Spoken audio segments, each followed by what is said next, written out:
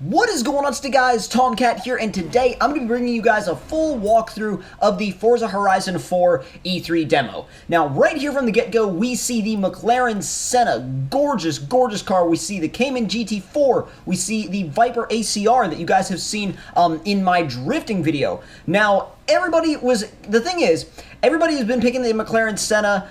Some people have been picking the ACR. Not as many people were picking the GT4. So I figured I would run the GT4, and then at the end of the demo, I would give the McLaren Senna a run anyway, because I did multiple run-throughs of the demo, and you can start off with the McLaren Senna, but you're going to finish with the McLaren Senna no matter what. So I figured I'll just use the Porsche at the start, and then use the McLaren Senna at the end. So you start off in autumn, which is kind of they describe it as a new beginning for the Horizon Festival, a new beginning for everything pretty much, new beginning for the environment, and it's a really gorgeous, gorgeous area. Now, also, you can see here on the screen, the difficulty settings, as I talked about in my drifting video, are very similar. If you've played another Horizon game or another Forza game, you will feel at home here. The default controller layout is pretty much the same.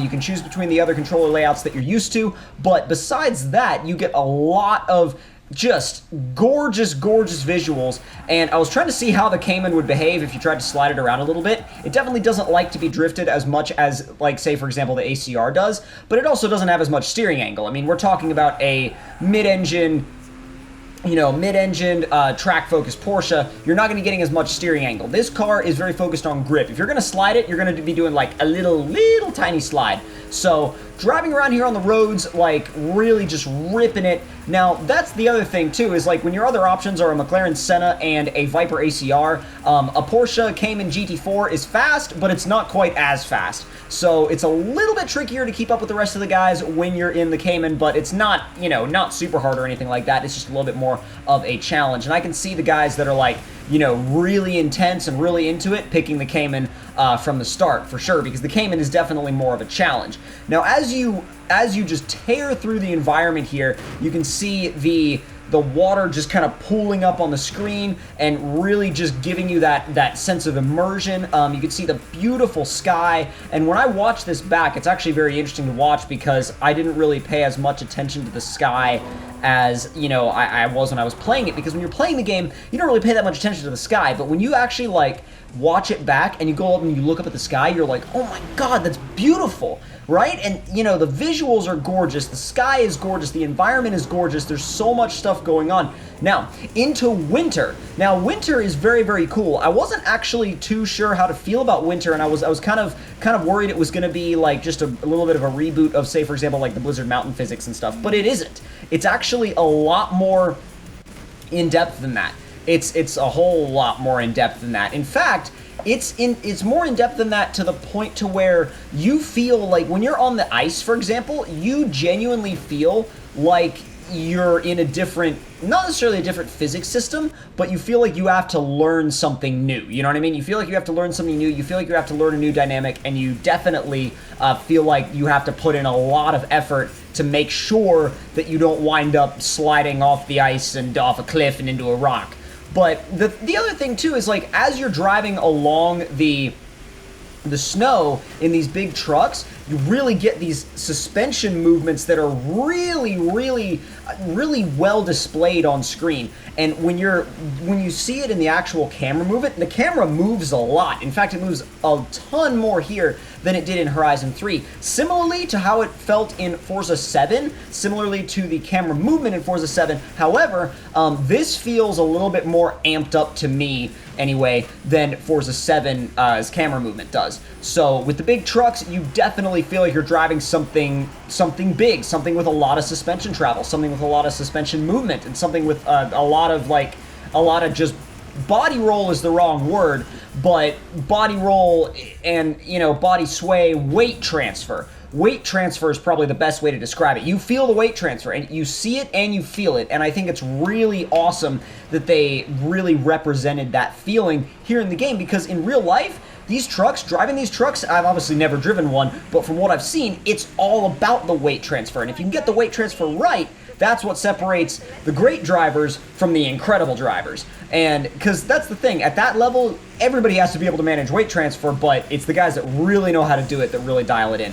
Now, here in the spring, we are going to be driving the RSRX, and this is actually, it's interesting because this is a confirmation of whether or not those bikes would be drivable. They are not. They are a showcase event, and I know there's going to be some people out there that are probably going to be like, oh, really? You know, rip. But I think it's one of those things where you kind of have to think, okay, I understand why, right? I understand why they're not drivable. I mean, it is Forza after all. It really is. It's Forza, and you're not necessarily going to be on bikes. We don't go into this game anticipating being on bikes. And I think that, I think them teasing it was, you know, them showing them there in the corner was kind of a little bit of a tease. And I wasn't really, like, I was pretty sure that they were going to be a showcase event. I was just waiting for confirmation. And this is, I think, fair enough confirmation of that. And, but at the same time, it's a really cool showcase event. So that pretty much also confirms that the hovercraft is going to be a showcase event as well. Because the hovercraft, I mean, that thing's freaking massive. So if that thing ends up being drivable, which I don't think it will be, it will most likely end up being a showcase event as well. Now, the cool thing about this mission is the fact that it's very, I don't know, it really pulls you in. It's very, like, it's got a lot of depth to it, and even though it's raining, this is the cool thing, even though it's raining, the rain does not take your focus off of the screen. It doesn't feel like it's blinding you, like just pounding you in the face. It doesn't feel like any of that. It really feels like just proper rain, really. It just literally feels like you're just kind of going along and going for it, and there just so happens to be some droplets of water on the screen. So that's kind of nice to know, because it's nice when you have the rain, but it's also not like super overbearing. Now, fast forward into summer, we can see the Mini, we can see the E-Type, we can see the M2, all these great cars, and personally, when I got to this point, I was like, okay, give me that McLaren Senna. I'm ready to rip. And dude, my God, when I got in this thing, I was just like, oh yeah, it's time to just freaking fly. Just time to take off. And take off we did. Holy crap. Like, we really, really took off. And to be honest, like, dude, this thing is a blast to drive. And you know what? It's actually really civilized to drive.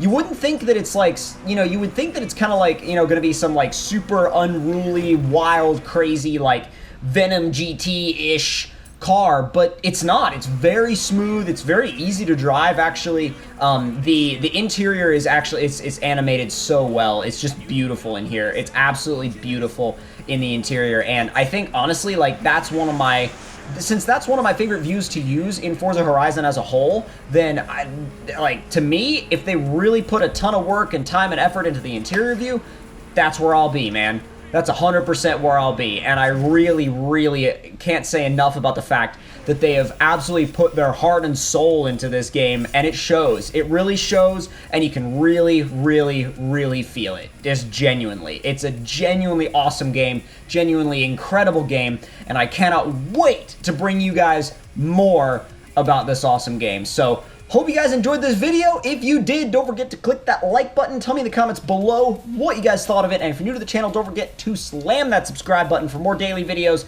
And I will see you guys next time. Talk to y'all later.